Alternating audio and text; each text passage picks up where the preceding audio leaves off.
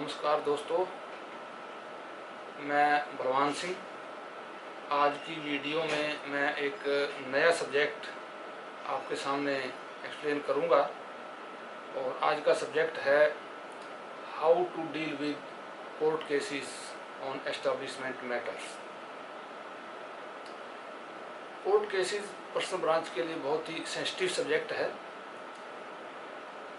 पिछले साल 2018 में रेलवे बोर्ड ने बढ़ते हुए कोर्ट केसों पर चिंता जाहिर की थी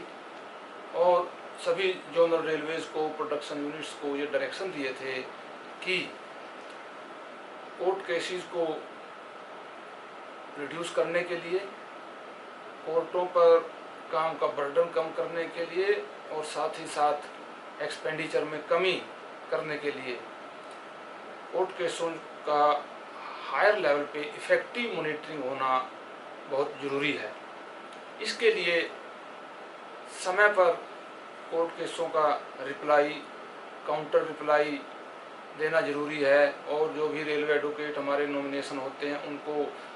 जो भी रिक्विजिट डॉक्यूमेंट्स होते हैं वो देना ज़रूरी है। इसके साथ साथ नॉमिनेटेड आरएज के साथ टाइम टू टाइम मीटिंग्स और उनको केस के बारे में ब्रीफ करना बहुत ज़रूरी है। कोर्ट केसेस अराइज होने का जो कारण है वो हम दो कारण मान सकते हैं। नंबर एक तो तब कोर्ट केस होता है जब किसी रेलवे एम्प्लॉई ने अपना ग्रीवांस या रिप्रेजेंटेशन एडमिनिस्ट्रेशन को दिया है और वो हम उसका डिस्पोजल नहीं करते, पेंडिंग पड़ी रहती है, या उसको अगर कोई डिस्पोजल करते भी हैं तो बड़ा कैजुअली उसको रिप्लाई दे देते हैं, तो जिसका कोई स्पीकिंग ऑर्डर हम प्रॉपर उसमें पास नहीं करते, जिसकी वजह से जो कोर्ट केस अराइज होते हैं। या फिर दूसरा ये होता है कि हमने किसी रिप्रेजेंटेशन पे जो कॉम्पिटेंट अथॉरिटी है उसने ऑर्डर पास कर दिए हैं लेकिन एम्प्लॉई को लगता है कि ये ऑर्डर तो मेरे फेवर में नहीं है, तो उसके अगेंस्ट वो कोर्ट केस करता है। तो 90% जो कोर्ट केसेस हैं एस्टेब्लिशमेंट के, वो उसमें ये है कि या तो रिप्रेजेंटेशन पेंडिंग पड़ी है या फिर जिसको हमने निपटाया है उसको ढंग से और ठीक से उसको स्पीकिंग ऑर्डर हमने नहीं दिया है। जो सबसे पहले जो भी एम्प्लॉई कोई कोर्ट केस डालता है तो कैट में जाता है, सेंट्रल एडमिनिस्ट्रेटिव ट्रिब्यूनल, और सेंट्रल एडमिनिस्ट्रेटिव ट्रिब्यूनल कुछ कंडीशंस के साथ जो एप्लीकेशन को एडमिट करता है उसमें कंडीशन ये है कि जो रेलवे एम्प्लॉई है, एप्लीकेंट है, उसने जो डिपार्टमेंट के अंदर जितनी भी रेमेडीज़ हैं उसकी ग्रीवांस रिड्रेसल की उसने सारी वो अवेल कर ली। और रेमेडीज़ अवेल करने का मतलब ये है कि तब उसको ये माना जाएगा कि उसने सभी रेमेडीज़ अवेल कर ली हैं अगर उसकी रिप्रेजेंटेशन पे कॉम्पिटेंट अथॉरिटी ने कोई ऑर्डर पास कर दिया है या उसका रिप्रेजेंटेशन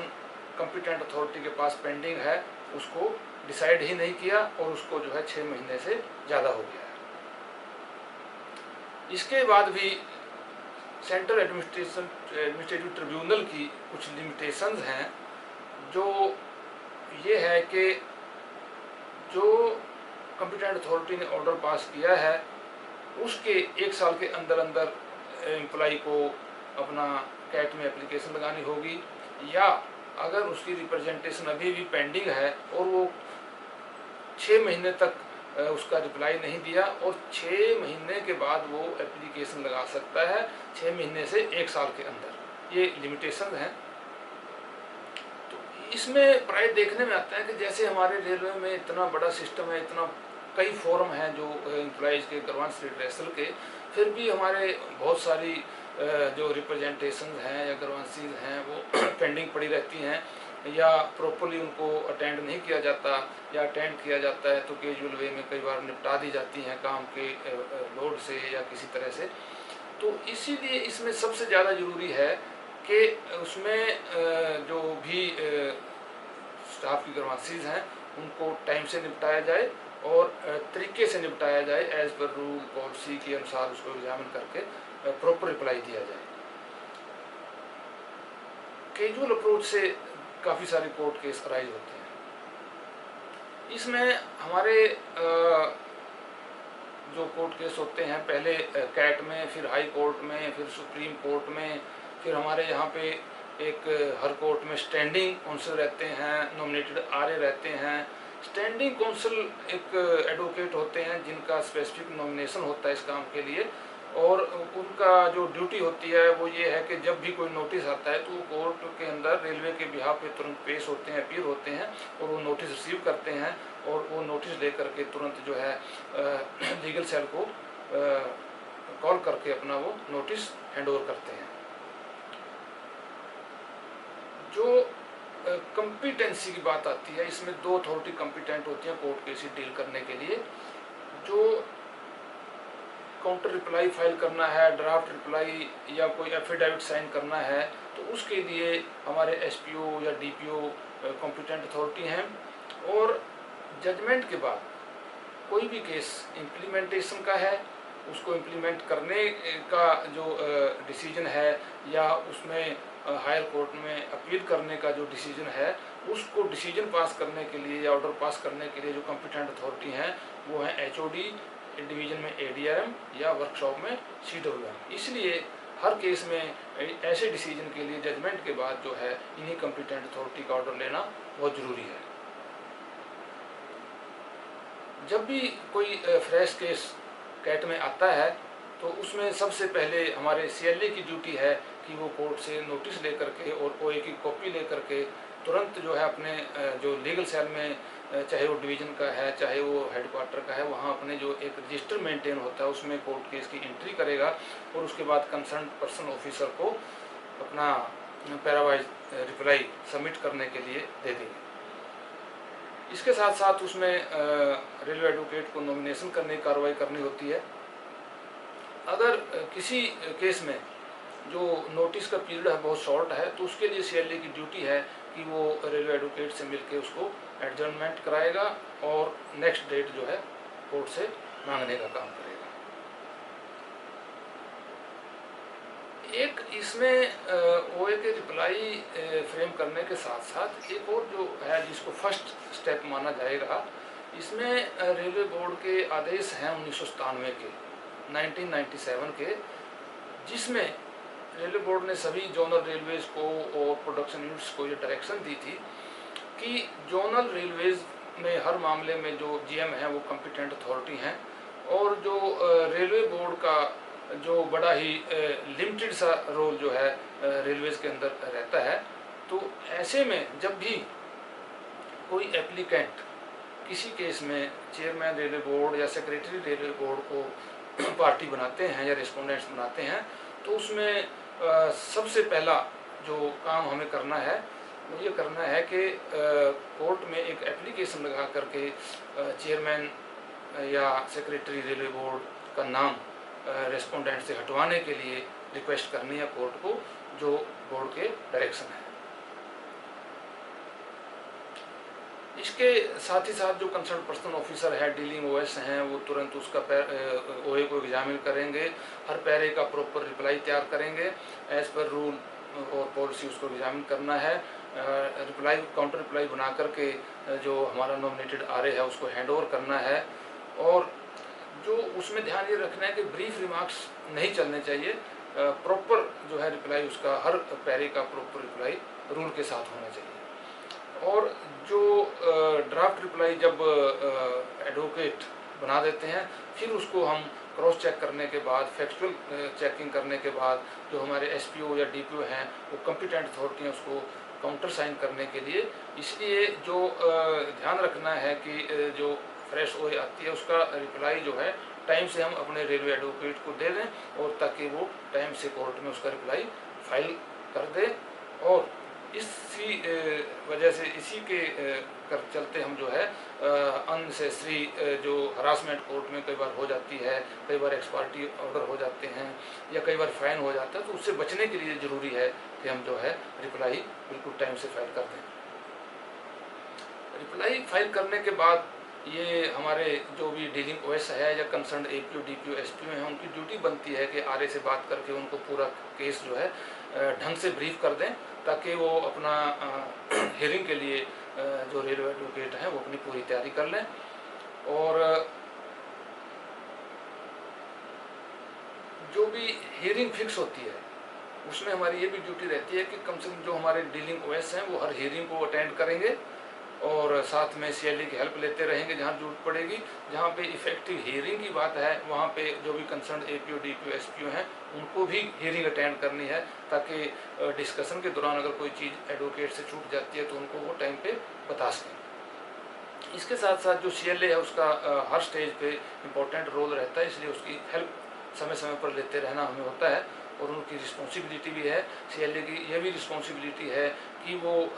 नॉमिनेटेड रेलवे एडवोकेट्स के साथ क्लोज लाइजनिंग रखेगा, ताकि और साथ ही साथ जो है केस की प्रोग्रेस के बारे में मॉनिटरिंग करता रहेगा। जब किसी केस में जजमेंट हो जाती है उसके बाद सीएलए की ड्यूटी है कि वो तुरंत वहाँ से कोर्ट से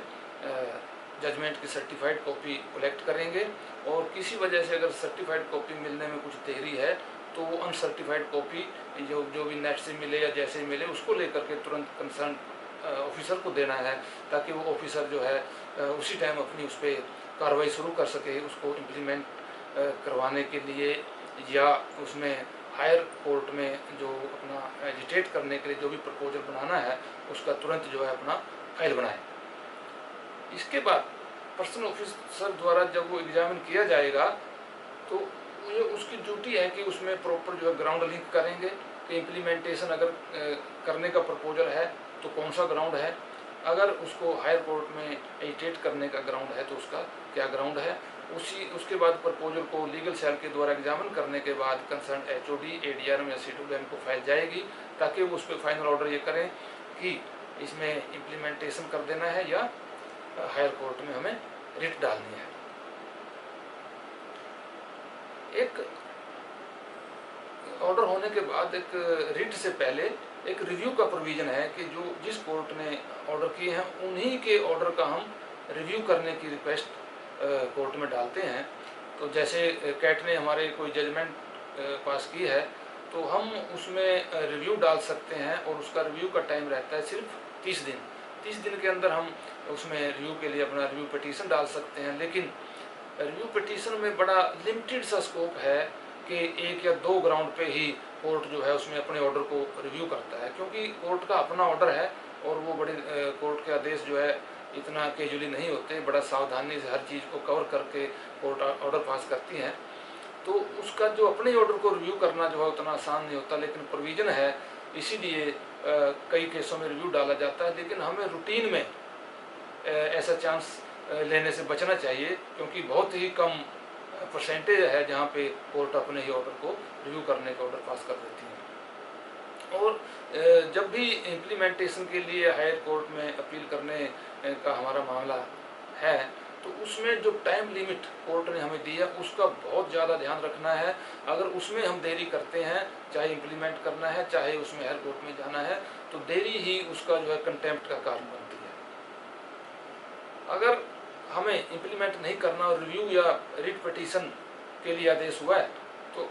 हमें उसमें आरए के पास सारे डॉक्यूमेंट भेजने हैं, आरए नॉमिनेशन का काम करके सारे डॉक्यूमेंट्स उनको देने हैं, और ताकि वो रिव्यू पिटीशन या रिट पिटीशन की तैयार करें। और उसके बाद हमें कंसर्न अफसर को जाकर के आरए को पूरा केस ब्रीफ करना है, और जो भी उसमें रिट डालने की रिव्यू डालने की अल्टीमेट जो रिस्पॉन्सिबिलिटी है वो कंसर्न कैडर ऑफिसर की है। सीएलए की हेल्प जो है हर स्टेज पे लेना अच्छा रहता है। अगर हमने रिट डाल दिया और हाई कोर्ट के फिर उसमें आदेश आ जाते हैं तो वही सेम प्रोसीजर है जैसे कैट से था कि जो हमारे सीएलए हैं वो तुरंत वहाँ से certified copy of judgement collect करेंगे, या अगर सर्टिफाइड कॉपी मिलने में देरी है तो अनसर्टिफाइड कॉपी या नेट से जो भी हमें मिलती है उसको लेकर के हम तुरंत उसको एग्जामिन करेंगे जजमेंट को as per rule and policy, और उसमें ग्राउंड लिंक करेंगे कि उसको इम्प्लीमेंट करना है या एसएलपी के लिए प्रपोजल बनाना है। उसके बाद जो है कंसर्न ऑफिसर द्वारा एग्जामिन करने के बाद जो है, जो हमारा लीगल सेल है, एसपीओ या डीपीओ लीगल है, उनके द्वारा लीगल एंगल से केस को एग्जामिन किया जाएगा और फाइनल ऑर्डर के इम्प्लीमेंट होना है या एसएलपी का प्रपोजल बनना है तो फिर वो जो है कंसर्न एचओडी, एडीआरएम या सीडब्ल्यूएम के उसमें हमें ऑर्डर की जरूरत रहेगी। अगर हाई कोर्ट के डायरेक्शन को हमें एसएलपी में एजिटेट करने का प्रपोजल अगर है, कंपिटेंट अथॉरिटी ने ऐसे ऑर्डर किए हैं, तो उसमें जो कंसर्न डिवीजन है या जो भी कंसर्न यूनिट के ऑफिसर्स हैं उनको तुरंत एसएलपी का प्रपोजल तैयार करवाना होगा और 3 सेट में बना करके वो हेडक्वार्टर के लीगल सेल को सबमिट करना होगा, जिसके एसएलपी के प्रपोजल में बोर्ड की स्पेसिफिक डायरेक्शंस हैं कि उसमें आपको क्या क्या कनेक्ट करना है। उसमें सबसे पहला ये है कि क्रोनोलॉजी ऑफ इवेंट्स, कब कब क्या क्या हुआ, उसके बाद जो ट्रिब्यूनल के ऑर्डर की कॉपी, हाई कोर्ट के ऑर्डर की कॉपी, कौन से रूल पे हमने केस जो है प्लीड किया है, कौन से रूल पे जो है जो दूसरी पार्टी ने अपना क्लेम किया था, और इसके साथ साथ हमारे पास एसएलपी में जाने के ग्राउंड क्या हैं, ये सारी चीज़ें जो है हमें उसमें एसएलपी में रिफ्लेक्ट करनी है। तब जाके हेडक्वार्टर में एचओडी से अप्रूवल लेकर के बोर्ड को प्रपोजल भेजा जाता है। अगर बोर्ड जो है एसएलपी के प्रपोजल को अप्रूव कर देते हैं तो तब वो सेंट्रल एजेंसी के पास जो एसएलपी है वो ड्राफ्ट होने का काम होता है, और सेंट्रल एजेंसी में जो एसएलपी ड्राफ्ट होने के बाद जो भी कंसर्न ऑफिसर होंगे हमारे डीपीओ या एसपीओ, उनको सेंट्रल एजेंसी में ही उसको एसएलपी के प्रपोजल पे और एफिडेविट्स पे साइन करने के लिए वहीं पे बुलाया जाता है, और जो भी उसकी एसएलपी डालने की रिस्पॉन्सिबिलिटी है उसमें सीएलए, एसपीओ या डीपीओ लीगल और साथ में कंसर्न पर्सनल ऑफिसर सबका कॉमन रिस्पॉन्सिबिलिटी है। एक अभी मैंने पीछे बोला था कि अगर हम डिले करते हैं तो कंटेम्प्ट केसेस आते हैं। तो कंटेम्प्ट केस कब आता है? जब हम कोर्ट के डायरेक्शन का जो कंप्लायंस है विद इन टाइम फ्रेम, जो कोर्ट ने हमें टाइम दिया है उसमें नहीं करते, तो किसी भी रीजन से उसको डिले कर देते हैं, तो तभी कंटेम्प्ट केस अराइज होता है, जिसकी वजह से हायर ऑफिशियल्स को प्रॉब्लम होती है और टाइम का वेस्टेज होता है। कई बार कोर्ट्स जो है जीएम को या डीआरएम को जो है कोर्ट में अपीयर होने की भी डायरेक्शन कर देते हैं, जिससे बड़ी प्रॉब्लम होती है। इन चीज़ों से बचने के लिए ये बहुत ज़रूरी है कि चाहे हम इम्प्लीमेंटेशन का डिसीजन लें, चाहे हम हायर कोर्ट में अपील डालने का डिसीजन लें, टाइम फ्रेम का जो ध्यान रखना बहुत ज़्यादा ज़रूरी है।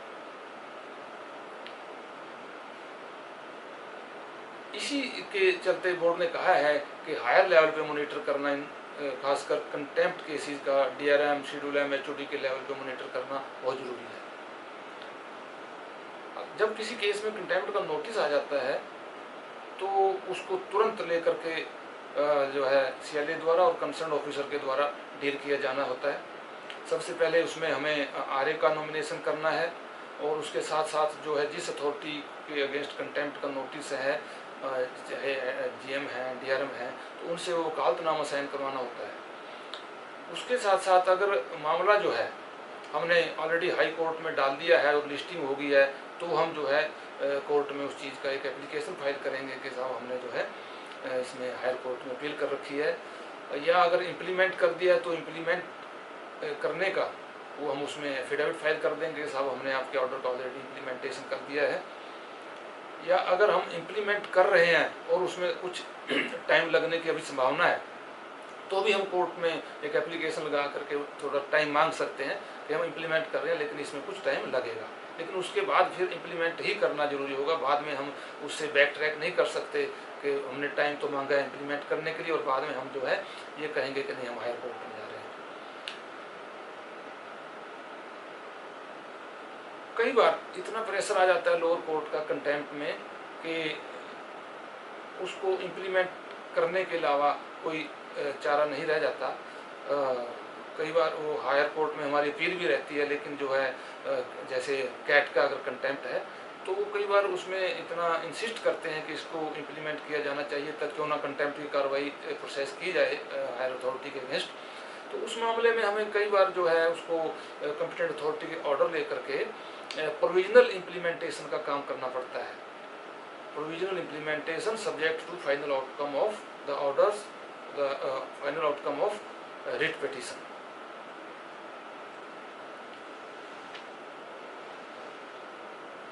कुछ मामले, रेयर मामलों में ऐसा होता है कि कई बार हमारे पास जो पैनल में रेलवे एडवोकेट होते हैं, कोई इतना सेंसिटिव मामला हो जाता है कि हमें तुरंत कोई एक्सपर्ट, विशेष सब्जेक्ट के एक्सपर्ट की जरूरत पड़ती है, तो हम उसको आउट ऑफ पैनल भी उसका नॉमिनेशन मांगते हैं। लेकिन उसके लिए रेलवे बोर्ड ने कहा है कि ऐसे मामले जो है बहुत रेयर होना चाहिए, फ्रीक्वेंट ऐसा नहीं होना चाहिए, और उसका जो भी नॉमिनेशन होगा रेलवे बोर्ड के अप्रूवल से ही होगा। रेलवे बोर्ड के अप्रूवल के लिए जीएम का जो है पर्सनल अप्रूवल और जीएम का पर्सनल जो रेफरेंस, सेल्फ कंटेंड रेफरेंस जो है वो बोर्ड को जाएगा, तभी बोर्ड जो है उसको कंसीडर करके ऐसा एडवोकेट जो है नॉमिनेशन करने का ऑर्डर देंगे। ये मैंने ब्रीफ में जो है जो वेरियस कोर्ट केसेस का जो प्रोसेस मैंने बताया है, लेकिन इसके बाद भी लास्ट में मैं फिर से उस चीज़ को रिपीट करूंगा कि चाहे इम्प्लीमेंटेशन है, चाहे हमें रिप्लाई फाइल करना है, चाहे हमें हायर कोर्ट में रिट डालनी है, अगर हम उसको टाइमली प्रोसेस कर लेंगे, टाइम तो उतना ही लगना है, उसमें कंटेम्प्ट आने के बाद भी उतना ही टाइम लगना है, बल्कि उसमें उससे ज़्यादा टाइम लगना है, क्योंकि कंटेम्प्ट की कार्रवाई का भी हमें काम करना है और बाकी एक्शन का भी काम करना है। तो इससे अच्छा है कि जब हमारे पास जजमेंट आ गई है तो तुरंत हम उस पर कार्रवाई करना शुरू हो जाएं, तभी हम इन चीज़ों को कंट्रोल कर सकते हैं। और इसके साथ साथ जो है जो हमारा मॉनिटरिंग सिस्टम है, जैसे हमारे यहाँ हेडक्वार्टर में सभी कोर्ट केसेस की मॉनिटरिंग होती है, तो उसमें हर केस की उसमें एंट्री होना जरूरी है। कई बार ऐसा देखने में आया है कि जैसे कोई एएन के ऑफिस का एम्प्लॉय कोर्ट केस करता है, तो उसमें एक एएन पार्टी है या सीनियर डीएन पार्टी है, तो वो अपने लेवल पे केस कंटेस्ट तो करते रहते हैं, लेकिन जब वो ऑर्डर हो जाते हैं या कुछ मामला फंस जाता है, फिर वो सीडीपीओ के खाते में डाल देते हैं कि ये हो गया साहब, इसमें जो है अब आप देख लो क्या हो, कंटेम्प्ट भी आ जाता है और भी समस्याएं आती हैं। तो इसलिए उन के पास जो भी ऐसे केस होते हैं, उनका भी कुछ ना कुछ मॉनिटरिंग करने की हमें ज़रूरत है, क्योंकि अल्टीमेट जो भी प्रेशर कोर्ट केसेस का, किसी भी डिसीजन का जो आता है, वो पर्सनल डिपार्टमेंट पे ही आता है, एस्टेब्लिशमेंट के मामलों का। इसलिए हमें इसमें बहुत ज़्यादा सावधानी रखने की ज़रूरत है। धन्यवाद। Thank you.